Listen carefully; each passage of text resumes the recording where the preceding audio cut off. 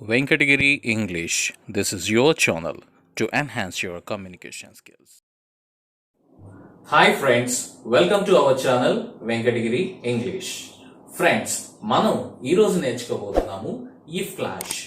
If అంటే అయితే అనే అర్థంలో మనం తెలుగులో యూజ్ చేస్తుంటామండి. అయితే ఇఫ్ సో అలాగైతే, ఇఫ్ నాట్ అలా కాకపోతే, ఇఫ్ యు కమ్ నువ్వు వచ్చినట్లయితే, ఇఫ్ యు గో నువ్వు వెళ్ళినట్లయితే, ఈ విధమైనటువంటి మీనింగ్ తో మనం ఇఫ్ అనేది మనం చక్కగా ఉపయోగించుకుంటూ ఉంటామండి. మరి ఇఫ్ లో చాలా రకాల మోడల్స్ అయితే ఉంటాయి. మరి ఏ విధంగా మనం ఇఫ్ ని ఎన్ని రకాలుగా ఉపయోగించాలి అనేది మనం ఈరోజు చక్కగా చూద్దాం. సో మీరు ఇక్కడ చూసినట్లయితే ఫస్ట్ మీకు ఇఫ్ క్లాష్. ఇఫ్ క్లాష్ లో మీకు ఫస్ట్ మోడల్ చూసినట్లయితే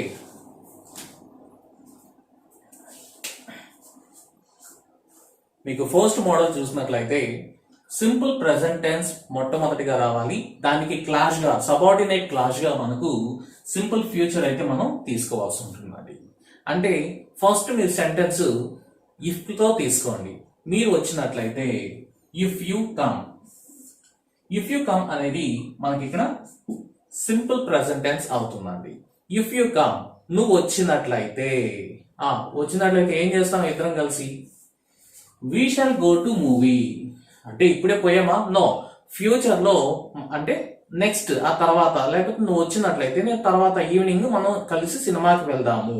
అంటే ఇప్పుడు అనేది మనం సింపుల్ ప్రెజెంట్ లో తీసుకొని ఇఫ్ క్లాష్ లో సబార్డినేట్ క్లాష్ ఏదైతే ఉందో దాన్ని ఫ్యూచర్ లో రాయాలన్నమాట. అంటే if you come we shall go to movie together.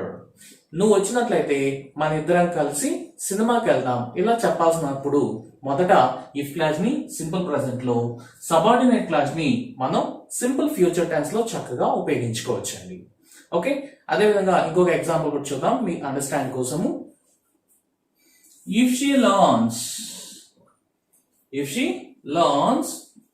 Spanish. Spanish అనేది మీకు తెలిసే ఉంటుంది లాంగ్వేజ్. ఆమె కనుక స్పానిష్ లాంగ్వేజ్ నేర్చుకుంటే, సింపుల్ ప్రెజెంట్ టెన్స్ లో ఉందండి. ఆమె స్పానిష్ లాంగ్వేజ్ నేర్చుకున్నట్లయితే ఏం జరుగుతుంది? స్పానిష్ లాంగ్వేజ్ నేర్చుకున్నట్లయితే షీ విల్ గెట్ జాబ్. కొన్ని జాబ్స్ కి కొన్ని లాంగ్వేజెస్ వచ్చి ఉండాలండి. సో కాబట్టి ఆమె కనుక స్పానిష్ లాంగ్వేజ్ నేర్చుకుని ఉంటే కనుక ఆమె తప్పకుండా జాబ్ అయితే వస్తుంది అని చెప్పాలనుకున్నప్పుడు ఈ విధంగా మనం simple present simple future combination తో ఇఫ్ క్లాష్ ని ఇలా రాయొచ్చండి. And see the one more example. If you invite, I will attend to your marriage.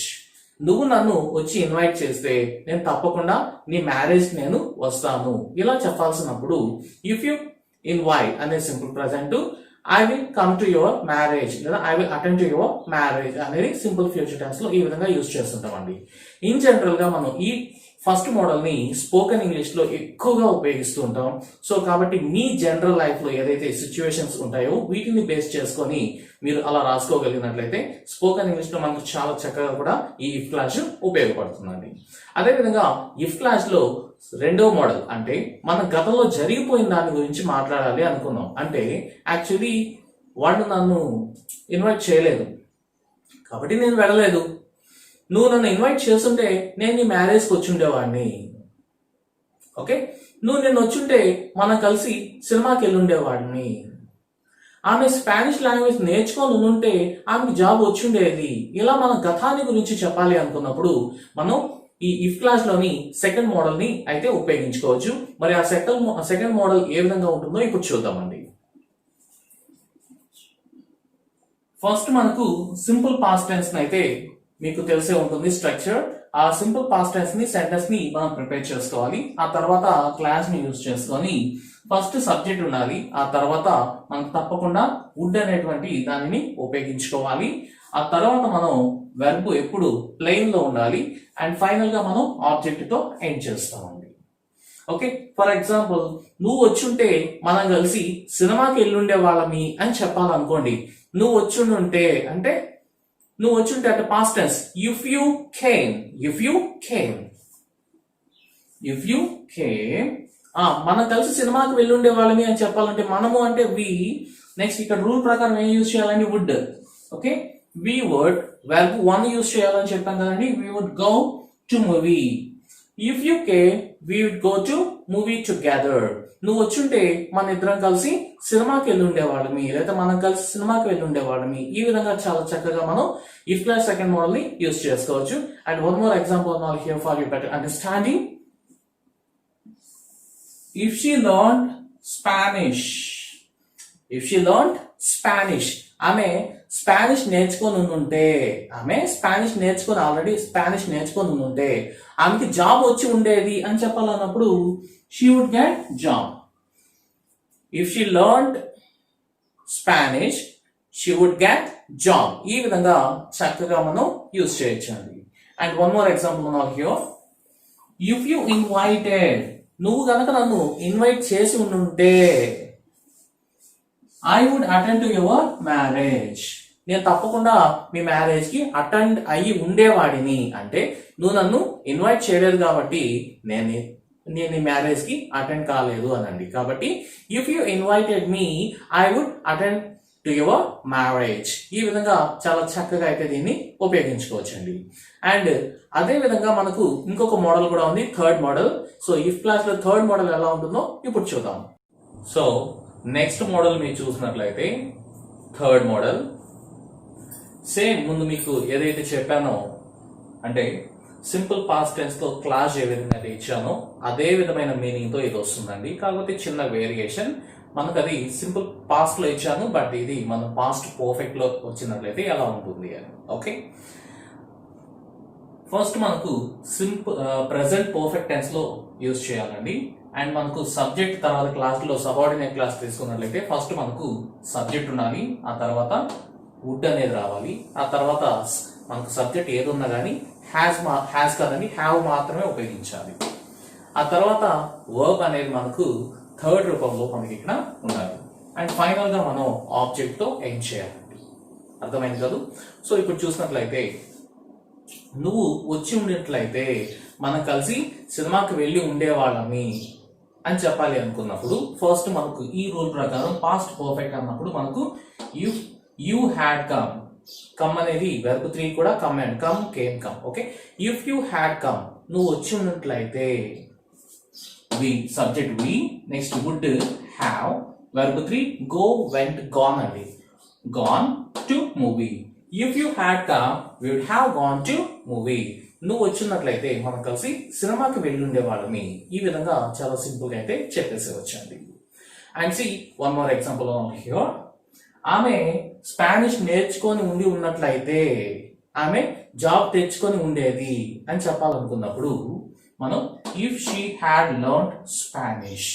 ఆమె స్పానిష్ నేర్చుకొని ఉన్నట్లయితే she would have got job. ఇక్కడ అపాస్ట్రఫీ డి అంటే వుడ్ అండి. Okay, she would have got job. ఆమె job తెచ్చుకొని ఉండేది. Okay, and see one more example.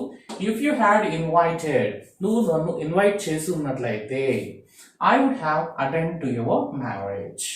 నేను మీ మ్యారేజ్ కి అటెండ్ అయి ఉండేవాడిని. ఈ విధంగా మనం చక్కగా పాస్ట్ పర్ఫెక్ట్ టెన్స్ ని బేస్ చేసుకొని ఇఫ్ క్లాస్ ని ఈ విధంగా ఫినిష్ చేసుకోవచ్చు అండి. మరి నెక్స్ట్ మోడల్ ఉంటుంది, ఫోర్త్ మోడల్. చాలా డిఫరెంట్ గా ఉంటుందండి. ఆ డిఫరెంట్నెస్ అనేది ఏంటి అనేది నేను తర్వాత చెప్తాను. సో మాక్సిమం దీన్ని ఎక్కువగా యూజ్ చేయరు కూడా, బట్ ఎలా ఉంటుంది యూజ్ చేస్తే అనేది మనం ఇప్పుడు చూద్దామండి. ఇక్కడ చూసినట్లయితే మోడల్ 4 మనకు ఫస్ట్ సింపుల్ పాస్ట్ టెన్స్ లో ఉంటుంది, అది స్పెషల్లీ బి ఫామ్ లోనే ఉంటుంది. ఓకే, నెక్స్ట్ మనకు సబ్జెక్ట్ వుడ్ కానీ కుడ్ కానీ వస్తుంది. నెక్స్ట్ వెర్బ్ 1 లోనే ఉంటుంది. అండ్ ఫైనల్ గా ఆబ్జెక్ట్ తో అయితే మనం దీన్ని ఫినిష్ చేయాలి. దీంట్లో స్పెషాలిటీ ఏమంటే మనకు సబ్జెక్ట్ ఏదైనప్పటికీ హెల్పింగ్ వెర్బ్ మాత్రం వర్డ్ అనే మాత్రమే వస్తుంది. WERE word. అంతే, దట్స్ ఇట్. మనకు షీ వచ్చింది కదా అని చెప్పి వాజ్ రాదండి, ఐ వచ్చింది కదా అని చెప్పి వాజ్ రాదండి. సో దేనికైనా కానీ మనం వర్ అనేటువంటి హెల్పింగ్ వర్బ్ ని మాత్రమే ఇక్కడ యూజ్ చేస్తాం. మరి ఎందుకు అలా యూజ్ చేస్తామంటే హైలీ ఇంపాసిబుల్ అంటే ప్రపంచంలో నిజంగా జరగనాటివి. ఓకే, అంటే నేనే కనుక పక్షిని అయితే నేను ఆకాశంలో ఎగిరిపోయేవాడిని అని చెప్తానండి. అంటే నేను పక్షిని అయ్యేది లేదు, నేను ఆకాశంలో ఎగిరేది లేదు. ఓకే, ఆమె కనుక పిఎం అయి ఉంటే పలాంది చేస్తుండేది అని చెప్పాలి. ఆమె పిఎం అయ్యేదే లేదు, ఒకవేళ అయినా అది సంథింగ్ చేసేదే ఉండదండి. నేనే కనుక నువ్వు అయింటే అంటే నీ పొజిషన్ లో నేనే కనుక ఉంటే, నువ్వే కనుక నేనై ఉంటే నేను ఈ పని చేస్తుండేవాడిని అంటే నేను నువ్వుగా మారేది ఉండదు, నువ్వు నేనుగా మారేది ఉండదు. కాబట్టి ఇలాంటి మనకు కంప్లీట్ గా డిఫరెంట్ యాక్షన్స్ కి అంటే డిఫరెంట్ థింగ్స్ కి అంటే హైలీ ఇంపాసిబుల్ ఏదైతే ఉంటుందో ఆ ఇంపాసిబుల్ వచ్చి వాటి గురించి చెప్పేటప్పుడు మాత్రమే మనం ఈ ఇఫ్ క్లాస్ లో మనం ఫోర్త్ మోడల్ అనేది ఇక్కడ ఉపయోగిస్తామండి. ఇక్కడ చూసినట్లయితే నేనే కనుక పక్షిని అయితే ఆకాశంలో ఎగిరి ఉండేవాడిని అని చెప్పాలనుకోండి.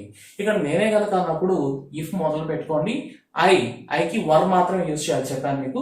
If I were a bird, నేనే కనుక పక్షిని అయితే, చూడండి సబ్జెక్ట్ ఐ వుడ్ గాని యూజ్ చేయొచ్చు. Okay, I would fly in the sky. If I were a bird I fly in the sky. నేను కనుక పక్షిని అయితే ఆకాశంలో ఎగిరి ఉండేవాడిని. ఈ విధంగా చాలా చక్కగా అయితే మనం చెప్పేసేవచ్చండి. And see the one more example. If she were you she would help to the poor. Okay, ఆమె కనుక నువ్వు అయిన ఉంటే అంటే ఆమె కనుక నీ పొజిషన్ లో ఉంటే పేదవాడికి చాలా హెల్ప్ చేసి ఉండేది. ఓకే అండి. And see one more example.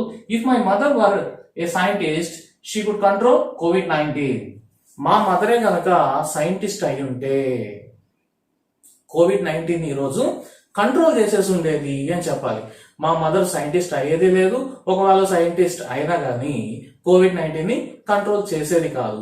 కాబట్టి ఇది హైలీ ఇంపాసిబుల్. కాబట్టి దీన్ని మనం ఈ మోడల్లో రాసుకోవచ్చండి.